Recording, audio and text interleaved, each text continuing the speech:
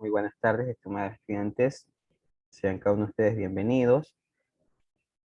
Me indican, por favor, si me pueden escuchar con claridad. Buenas tardes. Sí. Sí, ok, perfecto. Bien, iniciamos una clase más de la asignatura de tributación del cuarto periodo académico de la carrera de Tecnología Superior en Contabilidad. Primero voy a registrar la asistencia. Alvarado Miriam.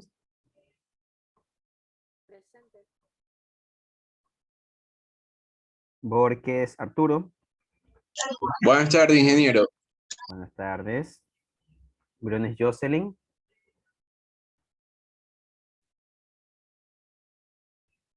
Falta. Cuello Diana. Presente, ingeniero. Buenas. Ok.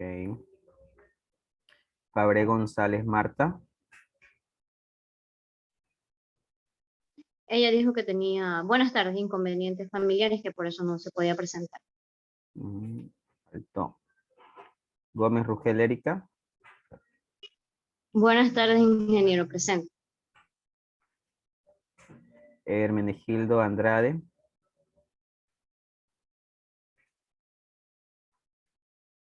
Faltó. Lord Ron Francisco. Presente, ingeniero. Buenas tardes. Ok, gracias. López Larreategui. Daisy. Buenas tardes, profesor. Presento. Ok. Merchan Kimberly.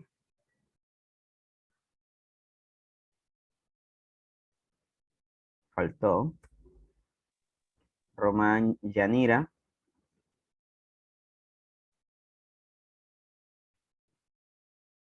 Faltó. Salazar Carlos. Presente, ingeniero. Buenas tardes. Ok, muy buenas tardes. Sánchez Jessica. Profesor, buenas tardes. Profesor, la compañera Kimberly tiene problemas ahorita con el internet. Ok. Suárez Joel.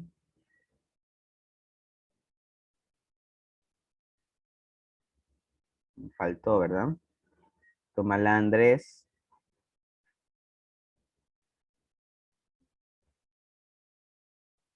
Faltó. Viteri Ruth. Faltó. Listo, entonces estamos presentes 2, 4, 5, 6, 7, 8. 8 estudiantes. Bien.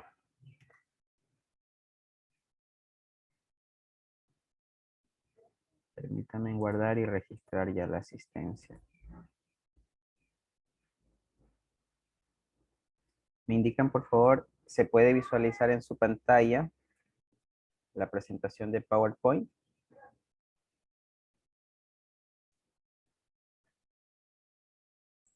Sí, profe.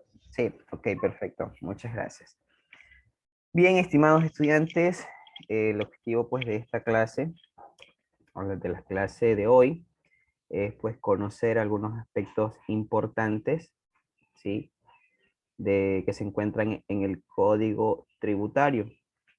Dentro de ellos estaremos analizando algunos artículos pertenecientes al libro 1, sustantivo tributario, al 2, procedimiento tributario, y pues en lo posible también al 3, que tiene que ver con el procedimiento contencioso, ¿sí?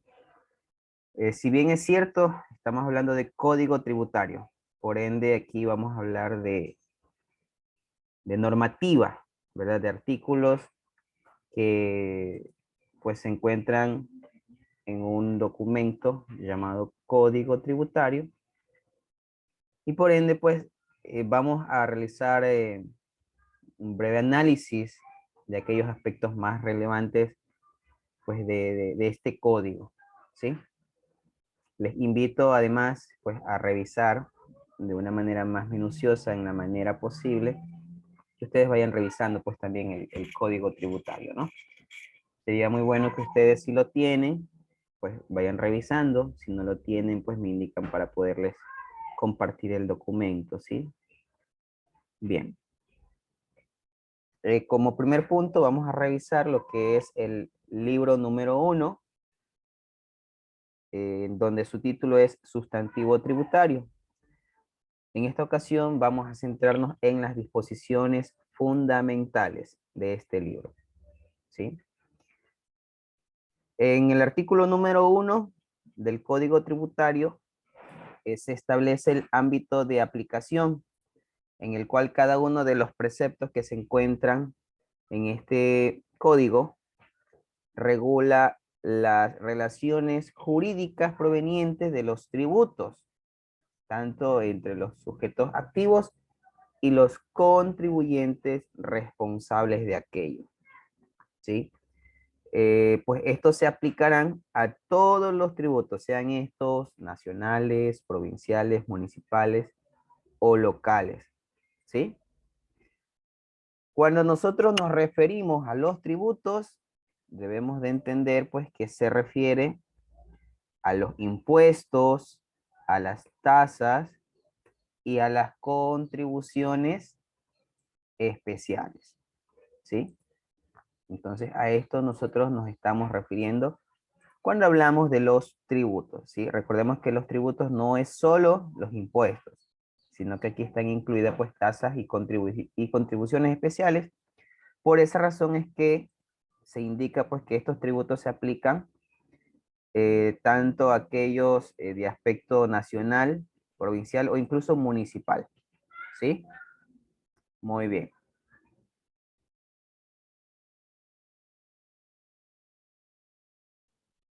Bien, a continuación revisaremos el artículo número 5, que tiene que ver con los principios tributarios.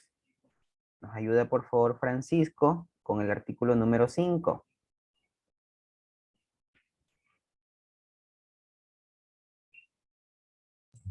Listo, licenciado. Profe, perdón que le interrumpa. Dice la compañera Kimberly si le puede aceptar el ingreso. Ok, ya verifico. Libro 1, sustantivos tributarios, disposiciones fundamentales. Artículo 5, principios tributarios. El régimen tributario se regirá por los principios de legalidad, generalidad, igualdad, proporcionalidad e irretroactividad. Ok. Sí. Listo, listo. ¿Qué quiere decir? Aquí estamos hablando de los principios. O sea, ¿cuántos principios tenemos? 5 principios: legalidad, generalidad, igualdad, proporcionalidad e irretroactividad, ¿verdad? Entonces, cuando nosotros hablamos de principio de legalidad, entonces estamos hablando de que estos se establecen, se modifican o extinguen solo por un acto legislativo, ¿sí? Solo por un acto legislativo, ¿sí? Además, estos solo se van a crear o a regular de acuerdo con la ley, ¿sí? ¿Quién fija o modifica alguna tarifa arancelaria? El presidente Pública. de la República, ¿sí? Entonces, allí estamos hablando del principio de legalidad. Y, por otra parte, con respecto al principio de la generalidad, pues nos indica que este principio rige para todos, ¿ok? Entonces todos somos sujeto de tributos, ¿ok? Para todos. Entonces quiere decir que todos, de manera general, ¿verdad? Debemos de pagar algún tipo de tributos, ¿sí? Llámese este impuesto, llámese este una tasa, o llámese este una contribución, ¿sí? Entonces todos tienen que pagar, aunque no sea en la misma proporción. Ya vamos a ver que otro de los principios hace referencia a esto, ¿no? Tenemos aquí el principio de igualdad. O sea, ¿qué quiere decir? que aquí sin considerar, o se debe considerar las diferencias que existen en cuanto a la capacidad contributiva. O sea, todos aportamos, ¿verdad? Todos aportamos para poder crear una mejor o distribución de la riqueza nacional, pero se aporta en función a la capacidad contributiva, ¿sí? Esto quiere decir que se debe de aportar o se debe de pagar el tributo, ¿sí? En función de sus capacidades. Miren que seguimos hablando aquí, es otro de los principios, la proporcionalidad, en donde nos indica que se contribuye, ¿verdad? De acuerdo a la proporción de sus capacidades. Quiere decir que aquella persona que tiene más ingresos, pues va a tener que aportar un poco más. Aquella persona que recibe menos ingresos, pues va a tener que aportar menos ingresos. Eso en lo que respecta al tipo ¿cómo es? A los ingresos. ¿Ustedes saben en dónde también se aplica este principio? Cuando estamos realizando el cálculo de qué tipo de impuesto, por ejemplo.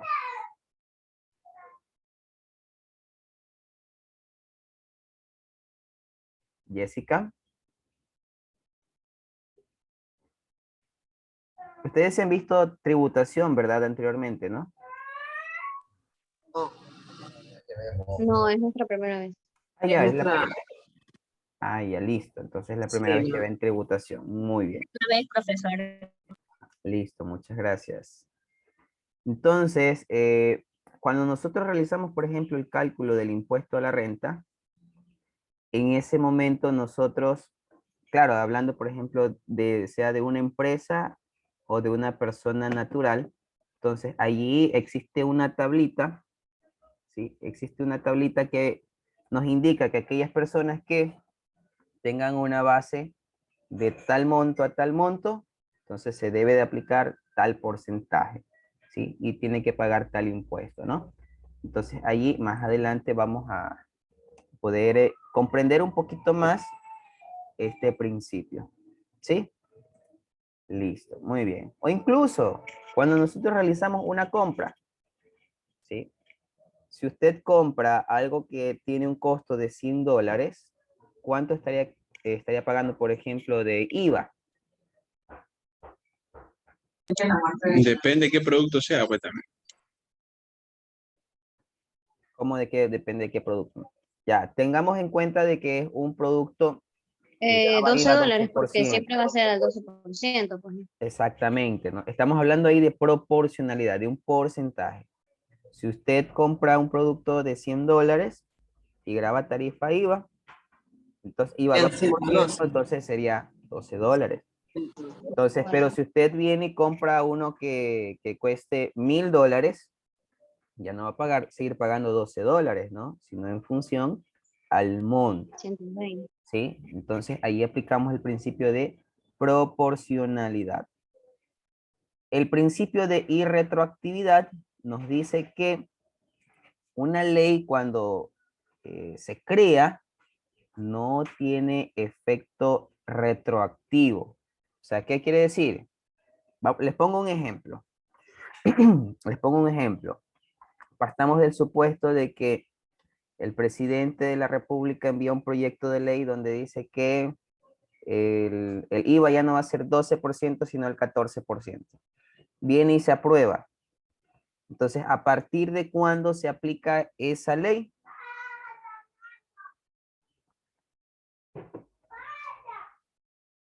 ¿Será que se puede aplicar de unos 5 o 10 años atrás? ¿Se debe de pagar ese tipo de impuestos? ¿Qué dicen ustedes?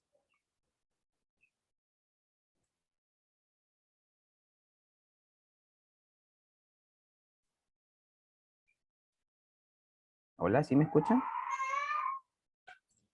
Se lo escucho entrecortado, licenciado. No sé si es mi internet o el suyo, pero por proporción nada más se escucha. Lo mismo le iba a decir. Pero ahorita ya me escuchan. ¿Ahorita ya me escuchan? ¿Ahorita me escuchan? Sí, solo que es por momento que se pone así. Debería apagar la cámara a ver cómo le va, profe.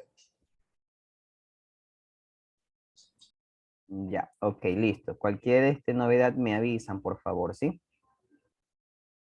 Bien, les comentaba que el principio de irretroactividad nos indica que cuando una ley se crea, entonces rige desde el momento en el que se publica, ¿verdad?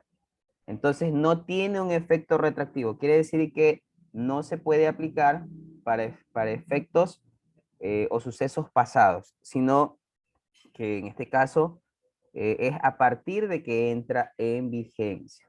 ¿Sí? ¿Estamos bien hasta allí? Sí. Listo. Entonces aquí en este momento hemos hablado de los principios tributarios. ¿Ok? Muy bien. Ahora vamos a revisar cuáles son los fines de los tributos. ¿Sí? ¿Me ayuda, por favor? Y ahora no los veo, déjenme ver. Yo leo. Ya, a ver, por favor. Ya, artículo 6 leo. Sí, por favor. Ok. Artículo 6. Fines de los tributos. Los tributos, además de ser medios para recaudar ingresos públicos, servirán como instrumento de política económica general, estimulando la inversión, la reinversión, el ahorro y su destino hacia los fines productivos y de desarrollo nacional. Atenderán a las exigencias de estabilidad y progresos sociales y procurarán una mejor distribución de la renta nacional. Muy bien. ¿Y qué quiere decir eso?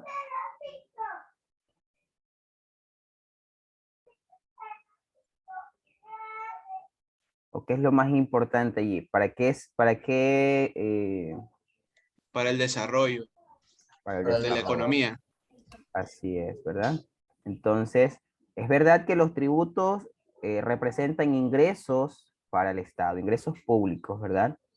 Pero, ¿cuál es su fin? Destinarlo hacia fines productivos, para el desarrollo nacional, ¿verdad? Para el progreso social. En otras palabras, pues todos esos ingresos que recibe el Estado, ¿sí? A través de tributos, es para distribuirlos, ¿no? Muy bien. Ayúdeme con el artículo 9, por favor. Sigo leyendo. Sí, hasta allí, por favor, hasta el 9. Ok. Ya, gestión tributaria. La gestión tributaria corresponde al organismo que la ley establezca y comprende las funciones de determinación y recaudación de los tributos, así como la resolución de las reclamaciones y absolución de las consultas tributarias. Muy bien. ¿Cuál es el organismo que establece la ley para la gestión de los tributos? El SRI. El SRI. Muy bien. ¿Y cuáles son las funciones del SRI? La determinación y recaudación Puestos. Tributos. de los tributos. Muy bien. Ellos también, pues, eh, dan resolución a algún tipo de reclamo que se presente, ¿verdad? O pues alguna absolución a las consultas tributarias, ¿sí? Muy bien.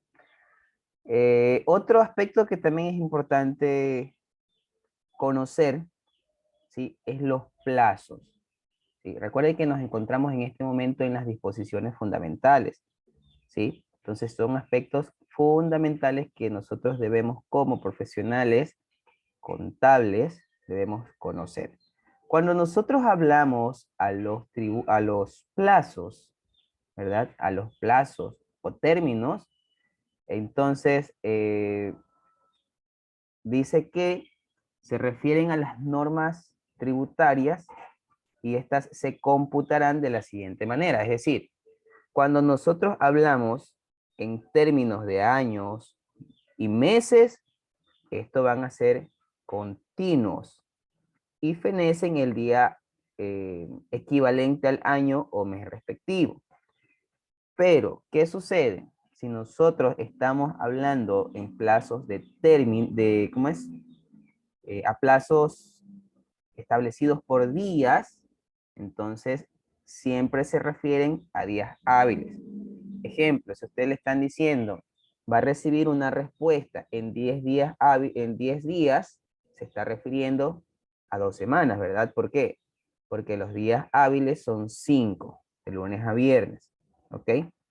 Entonces, bueno, esto se aplica no solo para el sector aquí de los, ¿cómo es? De los tributos, ¿no? Sino en muchos aspectos.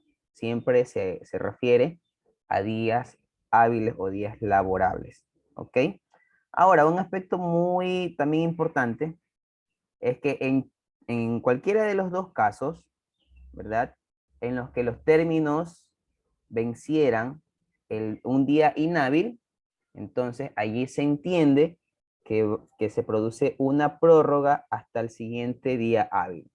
Entonces, por ejemplo, partiendo del supuesto que una persona tenga que realizar su declaración de IVA, vamos a suponer que es el día 18, vamos a suponer, hoy es 18 de junio, y debía presentar justo hoy su declaración de IVA, en este caso el impuesto al valor agregado, entonces, ¿hasta cuándo tendría plazo? Hasta el siguiente día hábil, es decir, ¿hasta qué día? Lunes. Hasta el lunes, ¿verdad? Entonces, es allí donde se entiende que la prórroga se da hasta el primer día hábil siguiente, ¿sí? Entonces, bueno, eso como ejemplo. Bien, eso en lo que respecta a las disposiciones fundamentales. Ahora, dentro de este libro, número 1, también nos encontramos con otro título que es de la obligación tributaria. ¿Sí? La obligación tributaria. ¿Qué es una obligación tributaria? A ver, ¿me puedes ayudar, por favor? Ya no los veo, como no estoy compartiendo. Yo, profesor, yo. ¿Sí me escucha? Ok, sí, sí, le escuchamos. Ya, artículo 15, concepto. Obligación tributaria. Es el vínculo jurídico personal existente entre el Estado o las entidades acreedoras de tributos y los contribuyentes o aquellos, en virtud del cual debe satisfacerse una prestación en dinero, especies o servicios apreciables en dinero, al verificarse el hecho generador previsto por la ley. Muy bien. O sea, ¿qué quiere decir? Que siempre que se verifique ese hecho generador, entonces está la obligación de pagar un tributo, ¿verdad? Y cuando hablamos del tributo, pues nos estamos refiriendo a esa prestación de dinero, ¿sí? De dinero, o aquello que se aprecie en dinero, ¿sí? Muy bien. Ahora, ¿cuándo nace una obligación tributaria? Nace cuando se realiza el presupuesto establecido por la ley para configurar el tributo. ¿Cuándo una obligación tributaria es exigible o a partir de qué fecha? Es a partir de que la ley la señale, ¿verdad? De que la ley señale esta obligación, esta exigibilidad, ¿sí? ¿Qué sucede cuando, en este caso, en la ley no se especifique una fecha, ¿sí? O no exista una fecha expresa en alguna normativa? Entonces, aquí rige lo siguiente.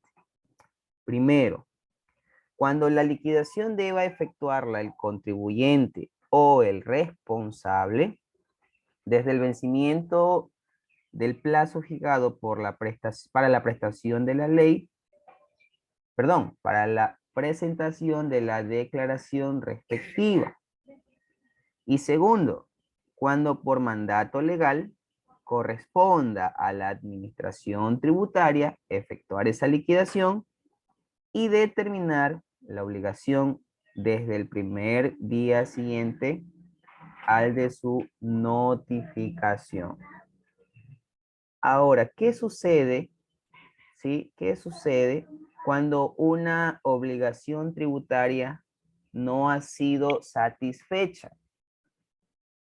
Es decir, o pongamos por ejemplo, usted debía presentar su declaración de IVA en determinada fecha y no lo hizo, ¿sí? Entonces, ¿qué sucede si usted no ha cumplido con esa obligación? ¿Qué va a causar allí?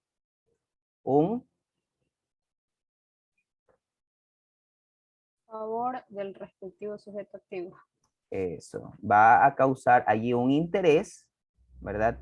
A favor del respectivo sujeto activo. Es decir, vamos a tener que pagar un interés, ¿sí? Un interés. Interés que va a ser, en este caso, depositado al SRI, ¿ok? Al SRI. Este interés se calculará de acuerdo con las tasas de interés aplicables a cada periodo trimestral que dure la mora, ¿sí? Entonces, por cada mes de atraso, ¿sí?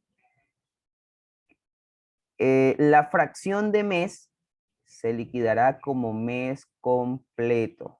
Entonces, imagínese que usted debía cancelar, ¿sí? Debía cancelar, por ejemplo, hasta el día de ayer, su obligación tributaria, no lo hizo, se pasó un día, se pasó una semana, 2 semanas. Entonces, esa fracción de tiempo, sea un día, una semana, ya se la debe considerar como un mes completo, ¿sí?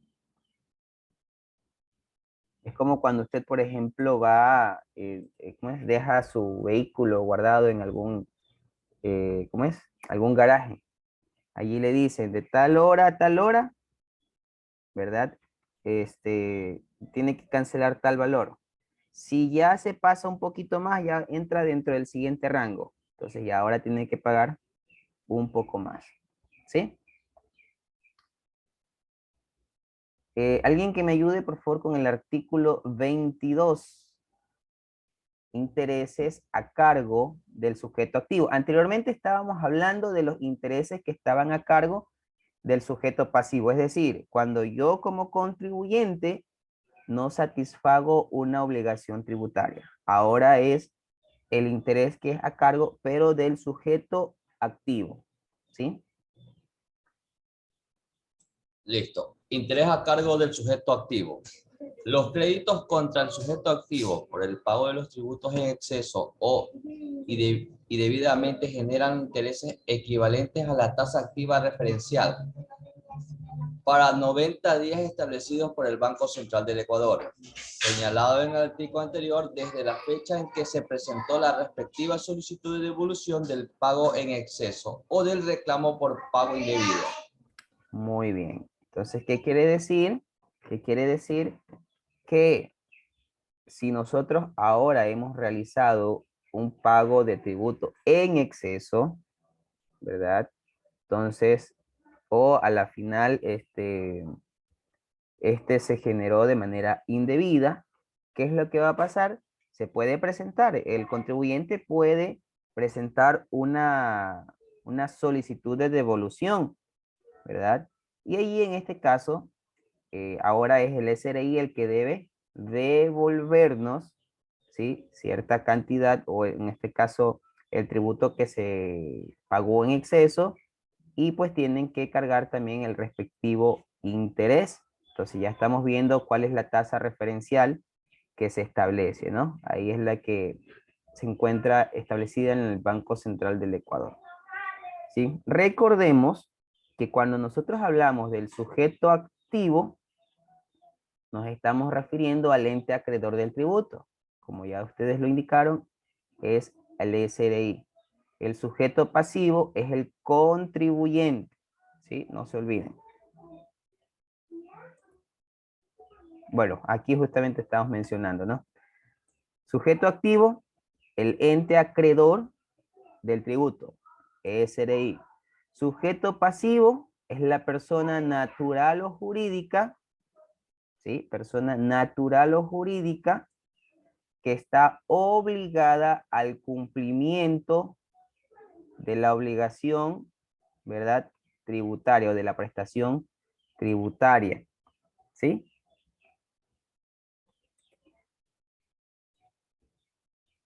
Cuando hablamos nosotros del contribuyente, ¿quién es el contribuyente? Ayúdeme, por favor. A ver, déjenme ver los nombres de los que estamos acá. Erika, por favor.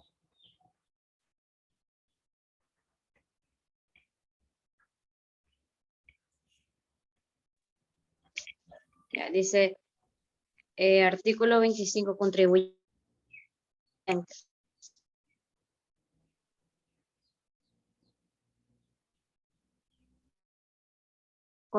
Contribuyente es la persona natural o jurídica a quien la ley impone la prestación tributaria. De su condición de contribuyente lleva su tributaria. Ok, muchas gracias. El contribuyente es la ¿El persona... siguiente también o solamente está ahí? Ya, un momento, ¿sí? Entonces, sabemos que el contribuyente puede ser una persona natural o jurídica a quien se le impone una, en este caso, se le impone la prestación tributaria. Entonces, persona natural, ¿quién decíamos que es una persona natural? ¿Quién es una persona natural? Nosotros. La Nosotros, que no está ¿verdad? obligada a llevar contabilidad. O sea, No necesariamente. Existen personas naturales que de acuerdo, Nosotros. nosotros. a sus movimientos, ¿verdad? De acuerdo a su capital, de acuerdo a sus ingresos, sí están obligados a llevar contabilidad. Entonces, la persona natural podemos ser nosotros, ¿sí? Podemos ser nosotros a la final como profesionales, en algún momento obtenemos nuestro RUC, entonces ya ahí somos nosotros contribuyentes, una persona natural. ¿Ya? De pronto usted dice, bueno, yo voy a sacar el RUC porque voy a ponerme una tiendita. Entonces, esa tiendita, tiendita Marcela, tiendita José, se me ocurre, o en este caso, por ahí un pequeño negocio, eso también es una persona natural, ¿ya? Y como tal también son objeto de tributo. Pero no solamente es una persona natural, pues, sino también una persona jurídica, una empresa que ya sea, aquí hablamos de empresas que se han ya constituido Cuando legalmente. es un grupo de personas. Así es, ¿sí? Cuando ya se han formado, ya se han asociado también. Ujú. Así es, listo. Ahora, el artículo 27 del Código Tributario nos dice sobre el responsable por representación. Para los efectos tributarios son responsables por representación ¿quiénes? Los directores, presidentes, gerentes o representantes de las personas jurídicas y demás entes colectivos con personalidad legal reconocida. Entonces quiere decir que a quienes tenemos aquí sombreados, los directores, presidentes, gerentes, ellos son los responsables, ¿verdad? O quienes representan a una persona natural o jurídica según corresponda. ¿Sí? ¿Qué nos dice el artículo 30? ¿Me ayuda por favor Kimberly?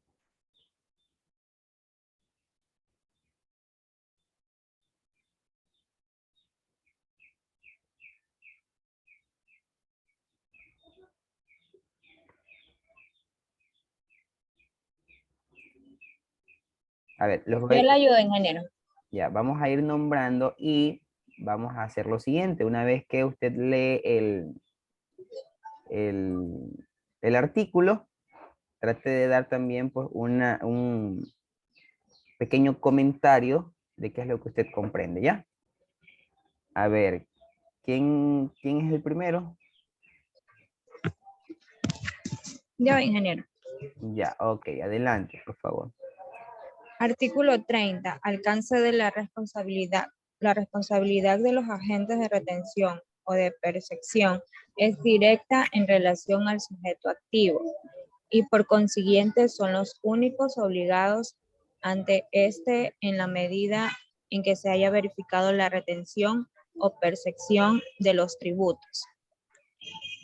Y es solidaria con el contribuyente frente al mismo sujeto activo, cuando no se haya efectuado total o parcialmente la retención o percepción, sin perjuicio de la sanción administrativa o penal a que hubiere lugar. Los agentes de retención o percepción serán responsables ante el contribuyente por los valores retenidos o cobrados contra... ¿Qué pasó? Ya, o cobrados contraviniendo las normas tributarias correspondientes cuando no los hubiere entregado al ente por quien o a cuyo nombre los verificaron. ¿Ya? ¿Qué nos podría decir Diana? O sea que aquí los ¿cómo es que se llama? A ver. Que los agentes de retención son responsables. Ya. Muy bien. ¿Responsables ante quién?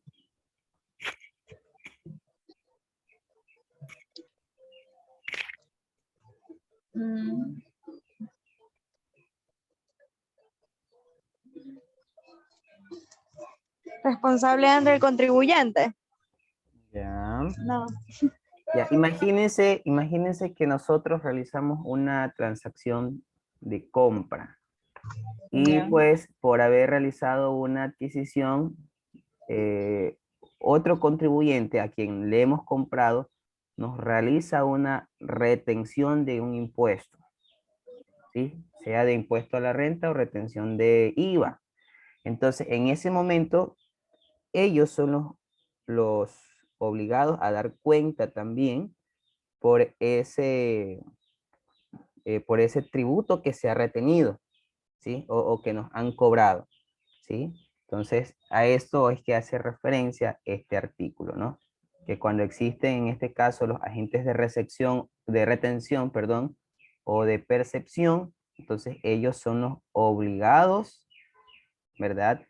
De rendir cuenta de este tributo retenido ante el sujeto activo, es decir, ante el SRI, ¿sí? Ustedes sí han realizado transacciones comerciales aplicando retenciones, ¿verdad? Sí, ¿Sí o no? En contabilidad, por ejemplo, en contabilidad, ustedes han realizado transacciones y han aplicado retenciones. Sí, eso sí hacíamos. Ok, perfecto. Entonces, allí, por ejemplo, es un Sí. claro ejemplo. ¿Sí? Aquel que retiene es ahora el responsable, pues, ¿no? De dar cuenta ante el SRI. ¿Ya? Muy bien. Veamos ahora sobre la exención o exoneración tributaria. ¿A qué nos referimos?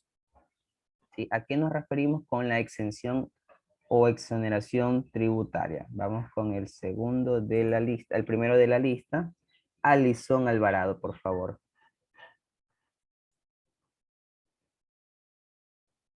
exoneración o excepción tributaria es la exclusión o la dispensa legal de la obligación tributaria, establecida por las razones de orden público, económico o social.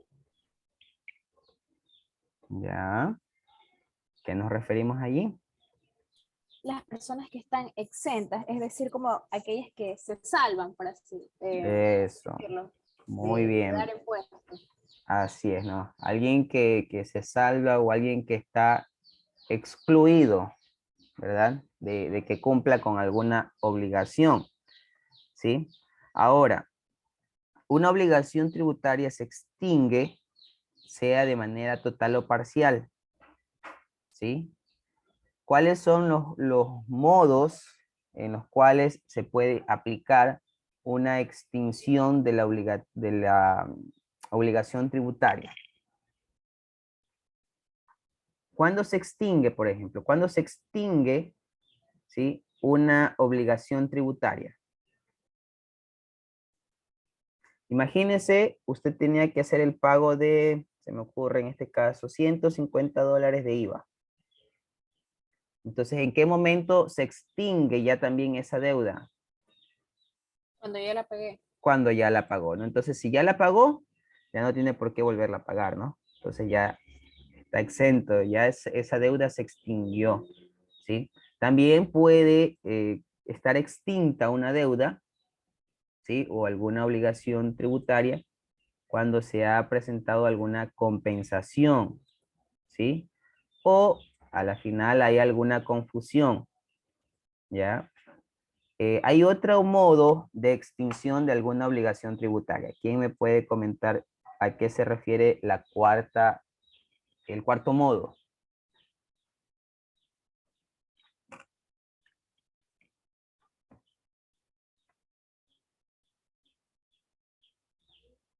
Aquí nos habla de remisión. Cuando hablamos de remisión, ¿a qué nos referimos?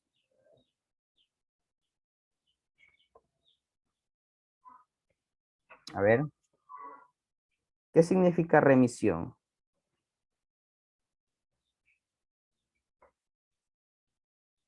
Hola, ¿sí me escuchan? Sí, pero no sabemos. ¿Será que Ya. cuando ya se hace la cancelación de los valores? ¿Mandé? No alcancé a escuchar bien, Kimberly.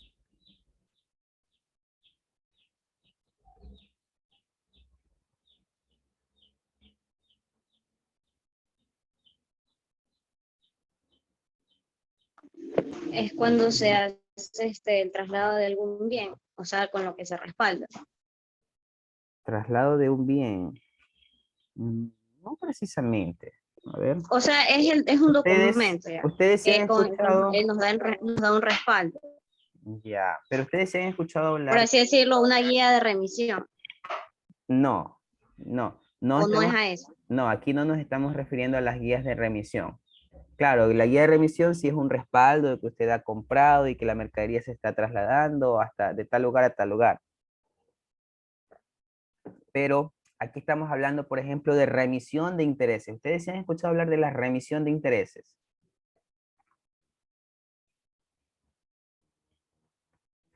La remisión de intereses es la condonación de intereses o de multas o de algún recargo tributario, siempre y cuando el contribuyente cancele la totalidad del capital principal adeudado. Entonces, imagínense, existen empresas que tienen deudas ante el SRI y pues en algunos casos tienen meses, otros tienen años en los que no se han puesto al día en su obligación tributaria. Entonces, existen ciertas ocasiones en las que el SRI viene y lanza estas propuestas. Vamos a hacer remisión de intereses, ¿ya? Pero, ¿qué sucede? Recuerden que anteriormente hablábamos de que si nosotros, ¿dónde se fue? ¿Qué pasaba si nosotros no cancelábamos una obligación a tiempo? Nosotros como sujeto pasivo, ¿ya? Como sujeto pasivo, ¿qué tenemos que hacer si no realizamos el pago a tiempo de nuestra obligación tributaria? ¿Qué causa en ese momento? Intereses. Intereses, ¿verdad? Causa intereses. Pero cuando se da el tema de la remisión de intereses, a ustedes le lanzan esa propuesta. ¿Saben qué? Nosotros les condonamos esos intereses, se los perdonamos todos los intereses y multas que tengan, pero eso sí, siempre y cuando usted cancele todo lo que usted estaba adeudando, ¿ya? O sea, aquí hablamos del capital, ¿sí? Profe, en tal caso, un ejemplo que se me viene a la mente, no sé si está bien. Digamos que una persona paga su seguro voluntario, ¿ya? Ya. Y tiene 6 meses sin pagarlo. Entonces va a esto del IES a que le digan el total de lo que tiene que pagar, ¿verdad? Y ahí incluso el seguro, el IES da como que un chance de una letra según cada mes. Entonces esta persona no les ha pagado y lo que puede hacer es pagar el total y cuando va a pagar le cobran menos porque está pagando todo en su totalidad. Puede Más o menos ser, así. sí, más o menos así. Solo que tengan en cuenta que quien lanza la propuesta para remisión de intereses viene a ser en este caso la entidad. O sea, no es que nosotros esperamos, vamos a suponer, no he pagado alguna obligación tributaria por 6 meses y yo quiero ir y solo pago la totalidad y eso fue todo. No, porque entonces no habría ninguna, no tendría ningún sentido que hablemos de intereses, porque en cualquier momento decimos pago todo y ya me anulan mi deuda. No. O sea, esto nace como una propuesta ya del ente rector de la política tributaria. ¿Sí? Entonces, y que sí se ha dado. Me parece que fue por el año 2019, me parece que fue, en la que el SRI hizo una remisión de intereses, ¿ya? Entonces, ejemplo, voy a poner un ejemplo. Por concepto de IVA, ¿sí? O a la final no de IVA, vamos a suponer que es de impuesto a la renta. Tenían que haber hecho pagos de impuesto a la renta de varios años, no lo hicieron. Entonces, ¿qué sucede? En ese momento están en deuda con el SRI. Entonces, a medida que pasa el tiempo, vamos a suponer que tenían que pagar $1000. Entonces, a medida que pasa el tiempo, se van calculando los respectivos intereses, ¿verdad? Vamos ahora a partir del supuesto que después de 5 años, ya no son $1000 que tiene que pagar, sino tal vez 1200. ¿Sí? Es solo un ejemplo, ¿ya? Entonces, ¿qué sucede? Si se da el tema de la remisión de intereses, vienen y le dicen, ¿sabe qué? Si usted en este mes, o dependiendo de los plazos que le den, ¿no? Si usted hasta tal fecha, usted paga los $1000 completitos, le perdonamos los 200 o $300 que se han generado de intereses. ¿Ya? A eso es lo que se refiere la remisión. ¿Sí? Ahí sí quedó un poquito más claro.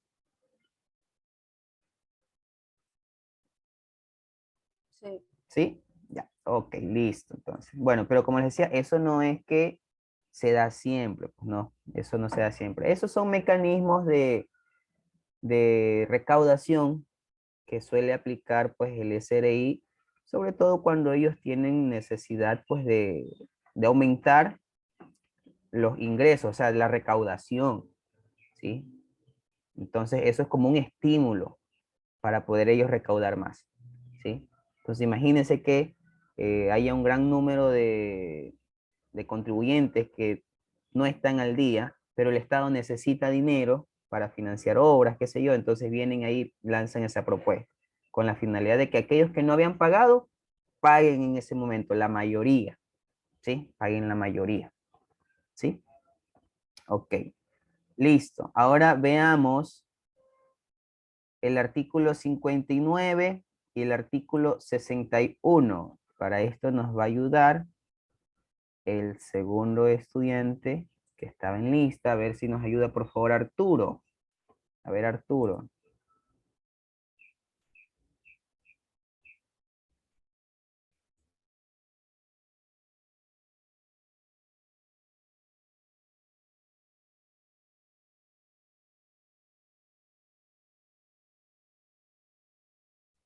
Se nos fue Arturo. Vamos con Carlos, por favor. Sí, profe. Artículo 59, ¿verdad? Sí, 59 y 61. Dice, dominio de las personas naturales. Para todos Domicilio, los domicilio. efectos, domicilio, perdón, domicilio de las personas naturales. Para todos los efectos tributarios, se tendrá como domicilio de las personas naturales el lugar de su residencia habitual o donde ejerce sus actividades económicas, aquel donde se encuentren sus bienes o se produzcan el hecho generador. Artículo 61. Domicilio de las personas jurídicas. Para todos los efectos tributarios se considera como domicilio de las personas jurídicas: 1. El lugar señalado en el contrato social o en los respectivos estatutos. 2. En el defecto de los anteriores, el lugar en donde se ejerce cualquier de sus actividades económicas o donde ocurriera el hecho generador. Muy bien. ¿Qué quiere decir esto, Carlos? está más sobrellevado en el lugar donde ellos ejercen sus actividades económicas actuales, ya sea de las Exactamente. personas naturales o personas jurídicas. Muy bien, sí, exactamente. O sea, donde ocurre el hecho generador, ¿verdad? Entonces, supóngase, ya, ojo, en el caso de las personas naturales, viene y usted, vamos a suponer que ya son contadores, ¿verdad? Ya son profesionales contables, han sacado su RUC y ejercen esta actividad desde sus hogares. Entonces, la dirección suya como persona natural, pues va a ser el lugar donde usted vive, porque ahí está realizando, en este caso, pues ¿cómo es? Realiza su actividad comercial, ¿no? Entonces, eso. Pero si usted ya tiene su oficina contable, entonces donde usted tenga su oficina, allí va a ser su dirección, en este caso, o su domicilio, ¿sí? Ante el SRI, ¿sí? Ok, sigamos. Bien. Un momento, por favor. Sí, Sí. licenciado. Ya, ok. Miren, vamos a hacer lo siguiente. Vamos a hacer un taller, ¿sí? Va a ser nuestro primer taller, en el cual usted va a leer desde el artículo 38 hasta el artículo 56 y va a elaborar un mapa conceptual sobre los modos de extinción de la, ¿cómo es? De la obligación tributaria.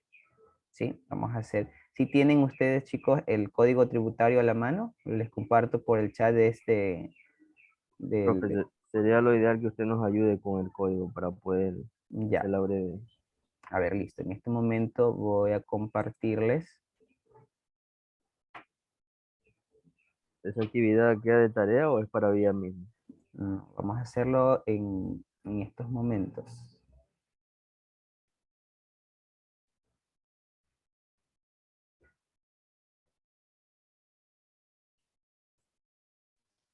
Disculpe, una pregunta. Ahí dice leer desde el artículo 38 hasta el 56, Ujú. pero solo lo leemos y luego ¿qué realizamos con? Sí, ahí vamos a elaborar, ya les indico, déjenme que estoy compartiendo el documento, permítanme un segundo, por favor.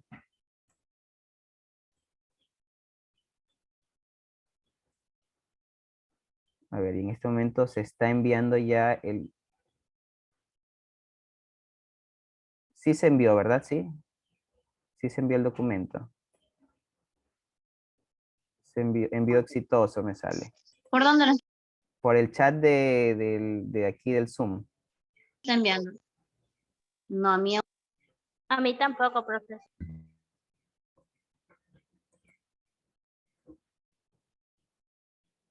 A ver, miren, hace poco estábamos justamente hablando de esos artículos, ¿ya? Miren, desde el artículo 38 hasta el 56. Entonces, el 38, déjenme revisar. Aquí está. 37, 38 en adelante, nos habla un poquito de los modos de extinción, ¿ya? ¿Estamos de acuerdo? O vamos a hacer lo siguiente, ¿ya? Vamos a ir leyendo, ya les comparto entonces por WhatsApp, si no pueden acceder desde aquí del Zoom. Entonces, para que ustedes puedan leer nuevamente y rápidamente avanzamos, ¿sí? Y ustedes presentan su mapa conceptual, ¿sí? Entre algunos de nuestros compañeros van a ir exponiendo su mapa conceptual y dándonos sus comentarios, ¿sí? Aunque repito, hemos estado hablando así a breves rasgos ya, ¿sí? Hemos estado hablando a breves rasgos de los modos de extinción, ¿sí? De la obligación tributaria, que básicamente de eso se trata, ¿sí? Entonces ya ustedes realizarían una revisión más rápida porque igual los hemos analizado aquí un poquito de manera superficial.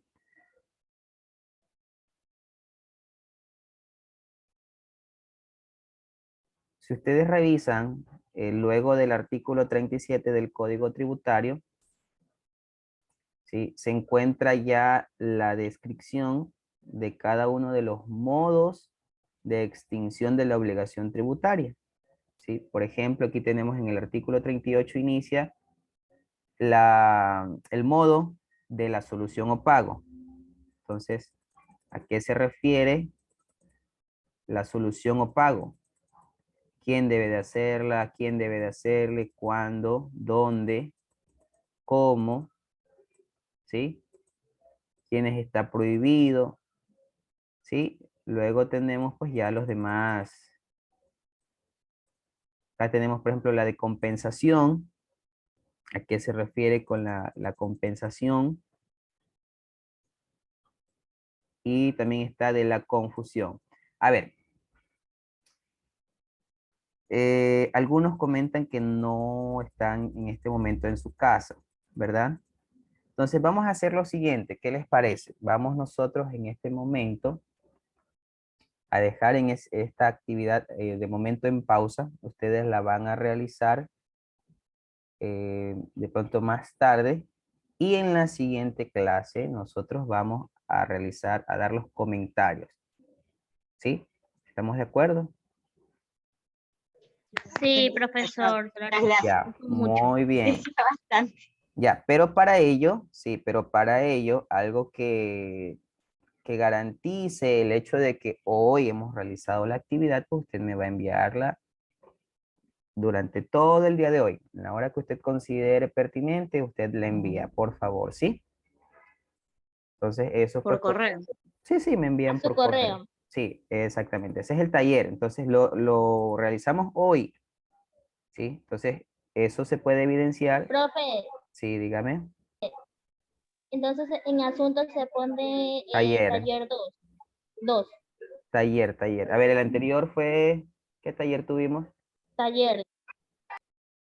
Si me recuerdan el taller anterior, por favor.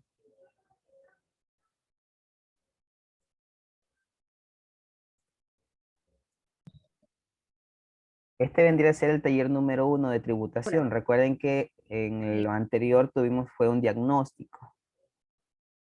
¿Sí? Entonces, esta sería recién el taller 1. Ustedes le ponen allí taller 1 de tributación, pues, ¿no? Con el mismo patrón o parámetro que enviamos las otras actividades en las otras asignaturas, ¿sí? Bien. Entonces, listo, Pero, o ¿no? sea, una duda. Hacemos desde todos los artículos que usted envió, ¿verdad? De eso es el mapa conceptual de todos los Claro. Miren, desde que usted... ya, vemos aquí, si usted, creo que sí estoy compartiendo pantalla, ¿verdad? Sí, profesor, sí, por favor. Ya, miren, desde el artículo 38 inicia la descripción de cada uno de los modos de extinción. Recuerden que son 5. Solución o pago, 2, compensación, 3, confusión, 4, remisión y 5, prescripción de la actividad de cobro. Entonces, nosotros vamos a ir conociendo poco a poco a qué se refiere cada uno de estos modos. Entonces, miren, a partir del artículo 38 se habla de del primer modo, ¿sí? Que es solución o pago. Entonces, miren, desde el 38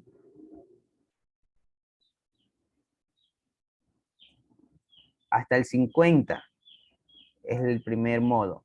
De allí viene desde el 51 de la compensación. 53 de la confusión. 54 remisión. ¿Sí?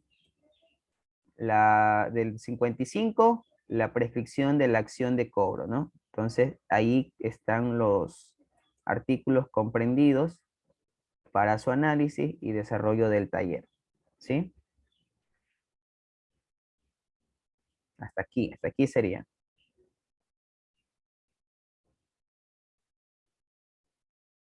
Ok. ¿Alguna pregunta respecto a la actividad? Y yo, hasta las 55 o 56 al artículo. Hasta la 56. O sea, hasta el 56 se sigue hablando del último modo de extinción. Ujú. Ya, ok. Entonces, hoy lo enviamos y pues en la siguiente semana y ustedes nos comentan a breves rasgos. La siguiente semana pues traten de tenerlo en sus dispositivos móviles si se conectan desde su dispositivo móvil o desde su computadora, ya como usted suele trabajar. Si usted lo hace, por ejemplo, desde su teléfono, le toma la fotito que se vea así súper claro y con ello pues ya lo va a poder compartir. ¿Sí? Muy bien.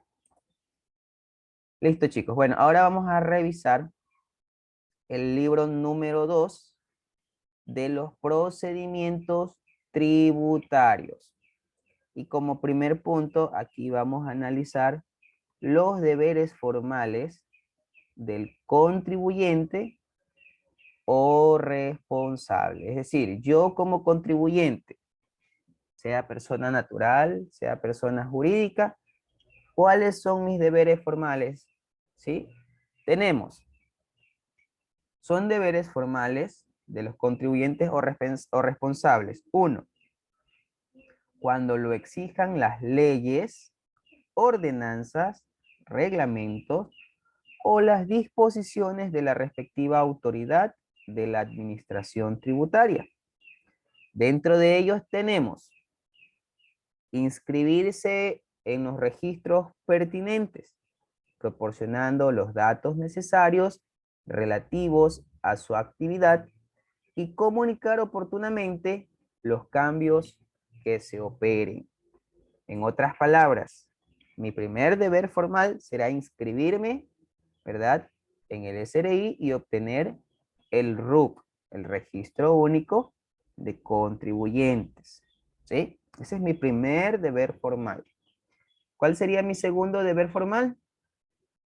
Solicitar los permisos previos que fueren del caso. O sea, nosotros no podemos simple y llanamente decir, hoy quiero ponerme un bazar.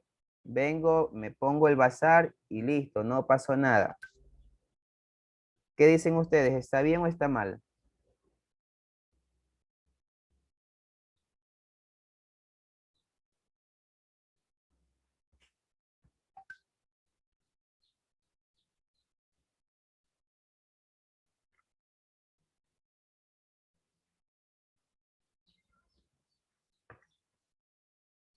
Es que Hola. ahí sacan primero un RICE o un RUC para poder hacer el trámite para un permiso.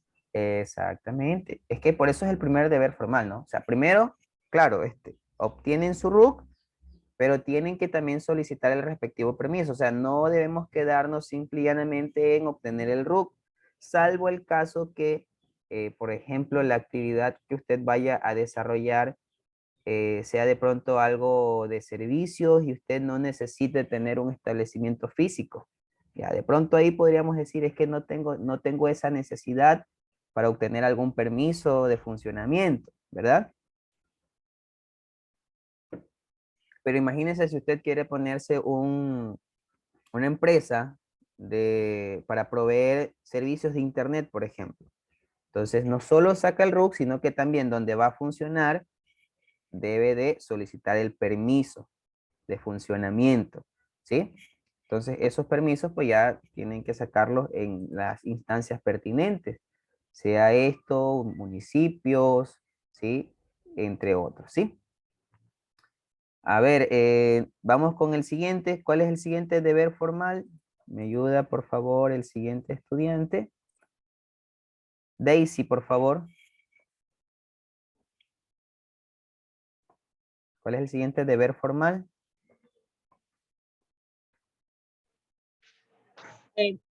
No sé. Es que mi internet está bien malito. El literal C, por favor. Ya, ok. Lleva registros contables relacionados con la correspondiente actividad económica. En idioma castellano, anotar en moneda de curso legal sus operaciones o transacciones y conservar tales libros y registros mientras la obligación tributaria no esté prescrita. Ya, muy bien, muchas gracias. En otras palabras, mi obligación es llevar los libros y registros contables, ¿verdad? Llevar nuestros libros contables. Libros o registros. Es decir, si yo soy una persona que no está obligada a llevar contabilidad, yo sigo siendo un contribuyente. Entonces yo debo de, en este caso, llevar un registro de mis ingresos y mis egresos. ¿Sí? Ya una persona que esté obligada a llevar contabilidad, una empresa, pues tiene que llevar a sí mismo sus libros, en este caso, contables. ¿Sí? Listo. Tenemos otro de nuestros deberes formales, es presentar las declaraciones que correspondan. Entonces, cuando nosotros obtenemos nuestro RUC, ¿verdad? Allí mismo dice, en el RUC dice cuáles son nuestras obligaciones tributarias, qué tipo de declaraciones tenemos que presentar, ¿sí? A la final, según el SRI dice, ustedes solo deben de realizar declaración de IVA, ¿ya?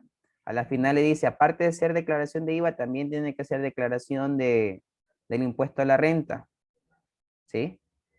O declaración de lo que es el ICE, impuesto a los consumos especiales. Entonces, dependiendo de la actividad económica que realicen, dependiendo del contribuyente, ¿verdad? Que es, entonces va a ser la declaración. Entonces, según corresponda, tiene que presentar su declaración. Entonces, miren, ya vamos llevando varios deberes formales: registrarse en el RUC, obtener los permisos, llevar sus libros contables, presentar las declaraciones, ¿verdad? Y cumplir con los deberes específicos que la respectiva ley tributaria establezca. ¿Ya? Entonces ahí hemos analizado los respectivos deberes formales. ¿Sí? Ahora, tenemos de los procedimientos tributarios, seguimos revisando los deberes formales, ¿sí? Recuerden que estamos en el artículo 96. Ya indicamos el primer deber formal, que es cuando los exijan las leyes, ordenanzas, reglamentos o disposiciones respectivas, ¿no? Ahora, otro deber formal: facilitar a los funcionarios autorizados las inspecciones o verificaciones tendientes al control o a la determinación del tributo. Tercero, exhibir a los funcionarios respectivos las declaraciones, informes, libros y documentos relacionados con los hechos generadores de obligaciones tributarias y formular las aclaraciones que les fueren solicitadas. Es decir, si en algún momento, ¿sí?, algún funcionario del SRI se acerca de pronto para verificar si usted está entregando comprobantes, o sea, van a hacer algún tipo de verificación y ellos le piden, ¿sabe qué? Presénteme las declaraciones, presénteme sus libros de contabilidad. Entonces, usted debe de exhibirle a estos funcionarios que están debidamente autorizados lo que le están solicitando. Si de pronto ellos observan que hay aspectos que no se encuentran coherentes o hay algún tipo de información que no cuadra, pues usted tiene que presentar las debidas aclaraciones sobre aquello, ¿no? 4. Concurrir a las oficinas de la administración tributaria cuando su presencia sea requerida por la autoridad pertinente. Sí, creo que eso está sumamente claro. ¿Alguna pregunta hasta aquí con respecto a los deberes formales?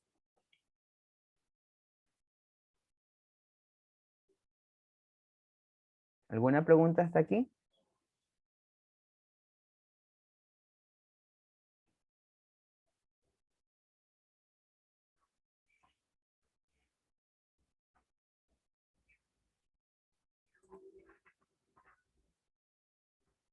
¿No hay preguntas, chicos? ¿Sí está todo claro hasta el momento? Bueno, me imagino que sí, ¿verdad? Entonces, inicialmente estábamos revisando los deberes formales del contribuyente. Ahora vamos a revisar sobre las reclamaciones, consultas y recursos administrativos. ¿Sí? Alguien que me ayude, por favor, con la lectura del artículo 115, por favor. Un voluntario. Reclamaciones. Los contribuyentes responsables o terceros que se creyeran afectados, en todo o en parte, por un acto determinativo de la obligación tributaria, por verificación de una declaración, estimación de oficio o liquidación, podrán presentar su reclamo ante la autoridad de la que emane el acto, dentro del plazo de 20 días contratados desde el día hábil siguiente al día de la notificación respectiva.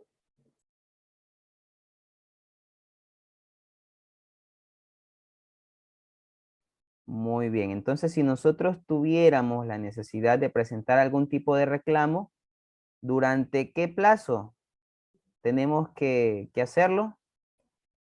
Durante el plazo de 20 días. 20 días, contados desde el Sí, el se ve. día hábil, ¿verdad? Desde el día hábil siguiente al de la notificación. ¿Sí? Entonces, si usted, por ejemplo, le están enviando alguna notificación de que usted debe, que no ha pagado, ¿verdad? O de pronto de que no presentó a tiempo su obligación tributaria, entonces usted tiene 20 días, ¿verdad? De plazo para poder presentar su reclamo. ¿Sí? 20 días. Muy bien. Ahora, ¿qué debe contener ese reclamo? Nos ayuda, por favor, el siguiente estudiante. A ver, en antes participó, creo que hasta Diana. A ver, Erika también está participando ahorita. Francisco, por favor. Después de Francisco, Jocelyn, luego Kimberly. ¿Sí? A ver, Francisco. Artículo 19.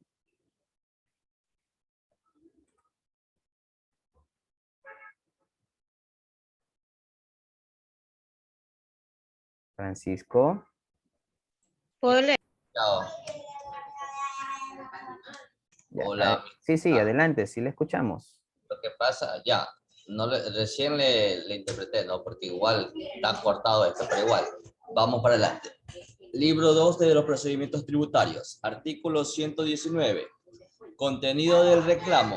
La reclamación se presentará por escrito y contendrá: 1. La designación de la autoridad administrativa ante quien se la formule.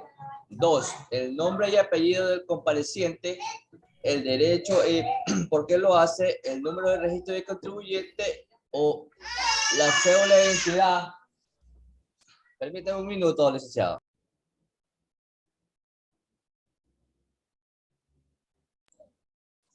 Número 3. La indicación de su domicilio permanente y para notificaciones el que señalare.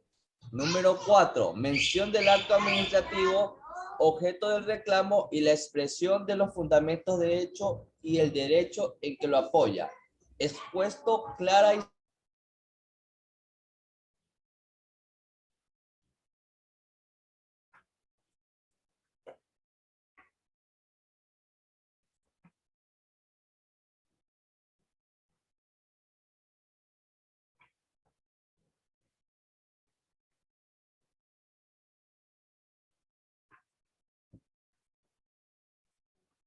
Hola.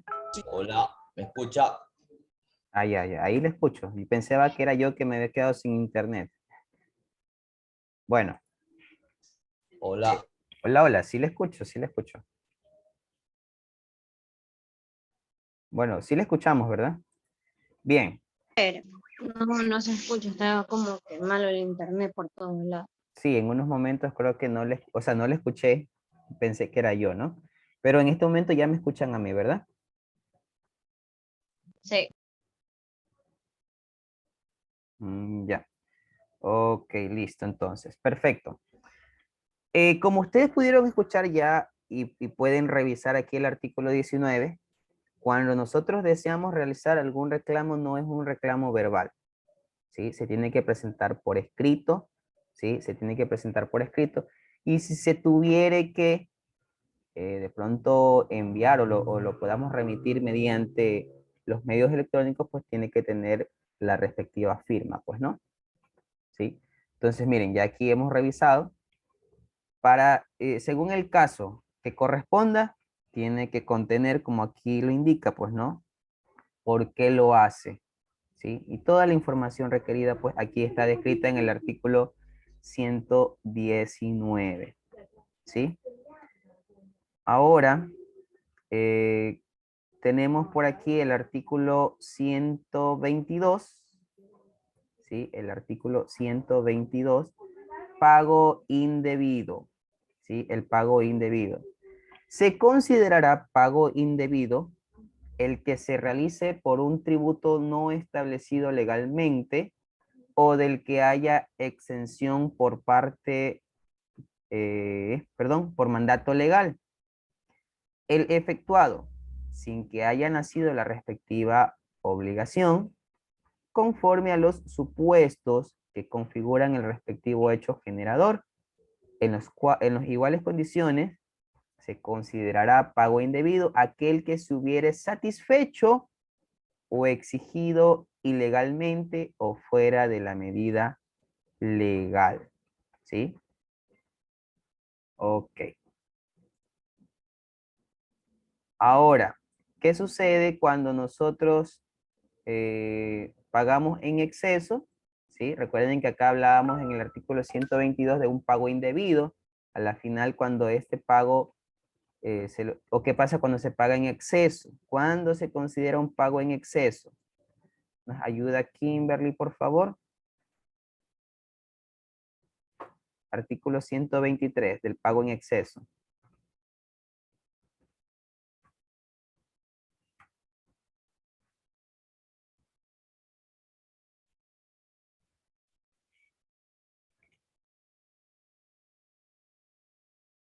O un voluntario. Yo le digo, profe. Se ve Muy bien. distorsionada la pantalla. Dice, pago en exceso. Se considera pago en exceso aquel que resulte en demasiada en relación con el valor que debió pagarse al aplicar la tarifa prevista en la ley sobre la respectiva base imponible. La administración tributaria, previa solicitud del contribuyente, procederá a la devolución de los saldos en favor a este, que aparezcan como tales en su registro, en los plazos y en las condiciones que la ley y el reglamento determinen, siempre y cuando el beneficiario de la devolución no haya manifestado su voluntad de compensar dicho saldo con similares obligaciones tributarias pendientes o futuras a su cargo. Si el contribuyente no recibe la devolución dentro del plazo máximo de 6 meses de presentar la solicitud, o si considera que lo recibido no es la cantidad correcta, tendrá derecho a representar en cualquier momento un reclamo formal para la devolución, en los mismos términos previstos en este código para el caso de los pagos indebidos. Muy bien. Listo, chicos. Entonces, miren, sabemos que en alguna ocasión nosotros tenemos que realizar algún pago de impuesto, ¿verdad? Pero, ¿qué sucede si nosotros ya hemos realizado un pago en exceso? Nosotros podemos solicitar la devolución del saldo que esté a nuestro favor, ¿sí? Solo del saldo que esté a nuestro favor, ¿sí? Entonces, nosotros podemos decidir, ojo, nosotros podemos decidir que nos devuelvan, o nosotros también podríamos no solicitar que nos devuelvan, sino que más bien compensar ese valor que está a favor con unos saldos, en este caso con obligaciones similares que tengamos, ¿no? O con obligaciones pendientes o futuras a su cargo. Les pongo un ejemplo, ¿sí? No sé si en contabilidad, por ejemplo, ustedes hayan realizado la liquidación del IVA. ¿Han realizado liquidación del IVA?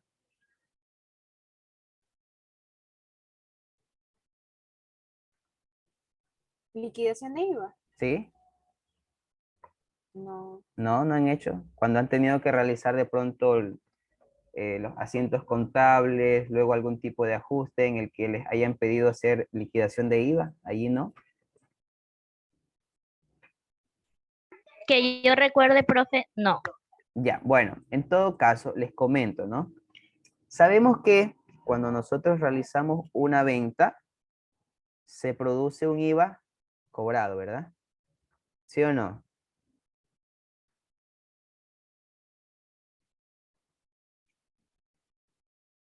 A ver, dejen. Ya, sí, ¿verdad? Entonces, si yo cobro ese IVA, yo debo pagar ante el SRI ese valor que yo he cobrado. Déjenme, voy a compartir aquí en mi pantalla. Permítanme un segundito para ver si es que de pronto se comprende mucho mejor, ¿no? La teoría con la práctica. A ver, un segundo.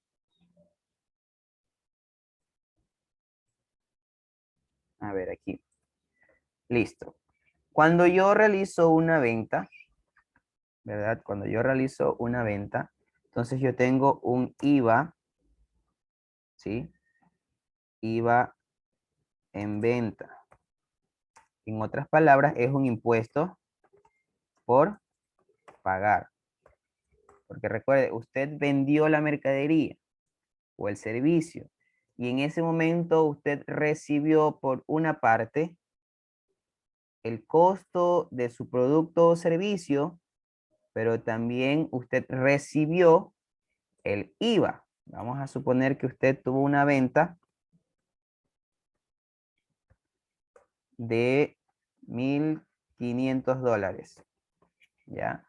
Por esos $1,500, usted calcula el IVA y usted dice, listo, a ver, de eso de allí, de esos $1,500, el IVA va a ser $180. En total, usted recibió los 1,500 suyos y los $180, ¿verdad? Los $180 de IVA.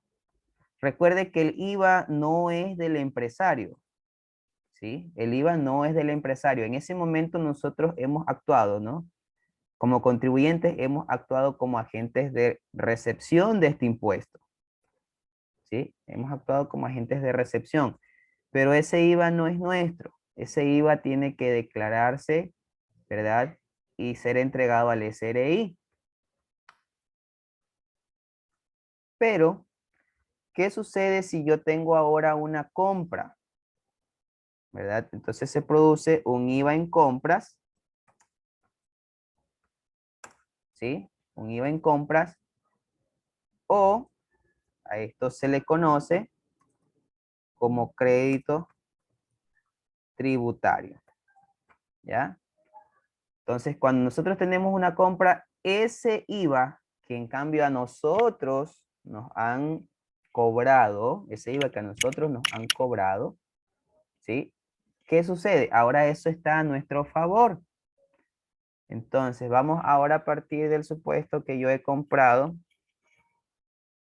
$2,000, ¿ya?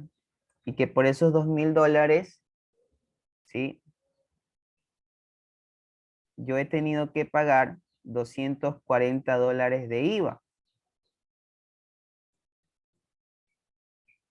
Yo les pregunto ahí a ustedes, ¿nosotros hemos cobrado más? ¿Hemos cobrado más o hemos cobrado menos IVA? ¿Sí? Hemos recibido, perdón, a ver. ¿Hemos recibido más IVA del que hemos pagado, sí o no?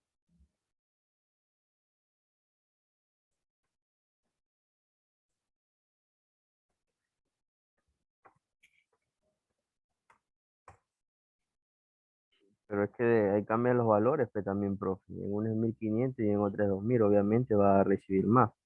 Ya, ¿verdad? Supuestamente porque dice que es a favor de nosotros. Claro, miren, aquí tenemos la venta. En una venta yo tengo $180 de IVA. Y este impuesto que yo lo he recibido, pero tengo que pagarlo, entregarlo al SRI. Entonces yo tendría que entregarle al SRI $180. Pero como yo he realizado una compra, en cambio a mí me han cobrado $240, ¿verdad? Y esos $240 la empresa o el contribuyente que nos los ha cobrado también tendrá que presentar su respectiva declaración. Entonces, ¿qué sucede? Nosotros hemos pagado en la compra, ¿no? Nosotros hemos pagado más impuesto del que hemos recibido. Entonces, ¿cuál es la diferencia aquí? Miren, nosotros ya hemos pagado en la compra 240 menos lo que hemos recibido por IVA, 180. Hay una diferencia de $60. Y este valor, como mi IVA en compras, ¿sí? Mi IVA en compras es mayor que mi IVA en ventas. En este momento aquí se produce un crédito tributario a favor de la empresa por concepto de IVA, ¿sí? ¿Por qué? Repito, porque yo aquí he pagado, ¿sí? He pagado más IVA del que yo he recibido. Entonces, cuando yo tengo que hacer mi declaración, tendré que registrar allí mi IVA en ventas y mi IVA en compras. Pero como mi IVA en compras es mayor a mi IVA en ventas, entonces ahora yo voy a tener a favor, no voy a pagar los $180, no, sino que más bien ahora yo hago ese cruce y más bien ahora yo tengo a favor $60. ¿Qué es lo que nos dice el artículo 123? Que si yo he pagado en exceso, yo podría solicitar la devolución de estos $60, porque he pagado de más, ¿ya? Pero me dice que también yo podría no solicitar esa devolución, sino que más bien compensar este valor con una próxima obligación pendiente. Entonces, imagínense que esto de aquí es en el mes de enero. Entonces, esto es enero. Viene el siguiente mes de febrero. Ya, vamos a hacer un ejemplo similar. Viene y en febrero es al contrario. Entonces yo tengo, vamos a suponer aquí en ventas, un IVA en ventas.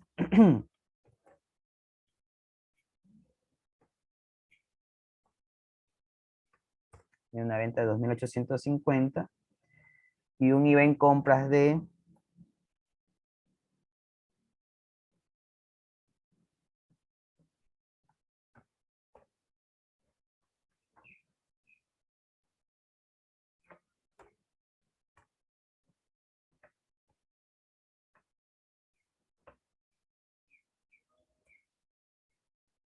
perdón un ratito.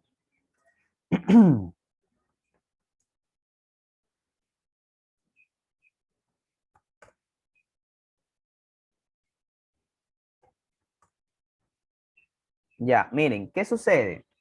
Si el caso es contrario y yo tengo un IVA en ventas de $32 y un IVA en compras de $276, entonces yo ahora debería pagar $66. Ya no tendría crédito tributario porque ahora mi IVA en ventas es mayor. Entonces yo aquí tengo un impuesto causado, ¿verdad? Que si yo no tengo un impuesto, un crédito tributario del mes anterior, yo tendría que pagar esos $66. Entonces, pero repito, si yo tengo un crédito tributario del mes anterior de $60, yo puedo irme descontando. Entonces yo le digo, ¿sabe qué? Voy a usar ese crédito tributario. Entonces, tenía que pagar 66, pero como tengo un crédito tributario del mes anterior de $60, entonces, ¿cuánto nomás tendría que pagar ahora? ¿Cuánto es 66 menos 60? 6. $6. Entonces, aquí yo pagué, repito, un impuesto en exceso. No solicité devolución, sino que aquí yo he decidido utilizar ese crédito tributario para el siguiente mes. Ya, esto como para que podamos comprender un poquito mejor, ¿sí? El ejemplo, perdón, el artículo 123, ¿ya? Bien, seguimos. Comparto nuevamente la pantalla del PowerPoint. Seguimos. Vamos ahora con el artículo 135. ¿Quiénes pueden consultar? Los sujetos pasivos que tuvieran un interés propio y directo podrán consultar a la administración tributaria respectiva sobre el régimen jurídico aplicable a determinadas situaciones concretas o en el caso o el que corresponda a actividades económicas por iniciarse, en cuyo caso la absolución será vinculante para la administración tributaria. El artículo 137 nos habla de los requisitos. Es decir, cuando nosotros querramos realizar algún tipo de consulta, estos son ya recursos administrativos, ¿no? Consultas. Entonces, ¿qué tiene que tener una consulta? En primer lugar, los requisitos exigidos en los numerales 1, 3, 1, 2, 3 y 6 del artículo 119. Ya, a ver, y el artículo 119, veamos, nos habla del contenido del reclamo. 1, la designación de la autoridad administrativa ante quien se formule. 2, el nombre y apellido del compareciente. 3 también, ¿verdad? Sí, 3, la indicación de su domicilio permanente y para notificaciones el que se señalare. Y por último, el 6, la firma del compareciente y representante o procurador o del abogado que lo patrocine. ¿Ya? Entonces, esos son parte de los requisitos exigidos en el numeral 1, 2, 3 y 6. Además de ello, ¿qué más debe de contener? La relación clara y completa de los antecedentes y circunstancias que permitan la administración, ¿verdad? Formarse juicio exacto del caso consultado. Entonces tenemos allí que registrar los debidos antecedentes y justificativos, ¿no? Para que ya la administración tributaria pueda analizar la situación y pues hacer un juicio de valor, ¿no? 3, la opinión personal del consultante con la cita de las disposiciones legales o reglamentarias que estimare aplicables, ¿sí? Es decir, tiene que aquí hacer referencia a la normativa o disposiciones legal. Y por último, como parte de los requisitos, también podrá adjuntarse la documentación u otros elementos necesarios para la formación de un criterio absolutorio completo, sin perjuicio de que estos puedan ser solicitados por la administración tributaria. ¿Sí? Ok, chicos, tal vez ustedes tienen alguna pregunta hasta aquí.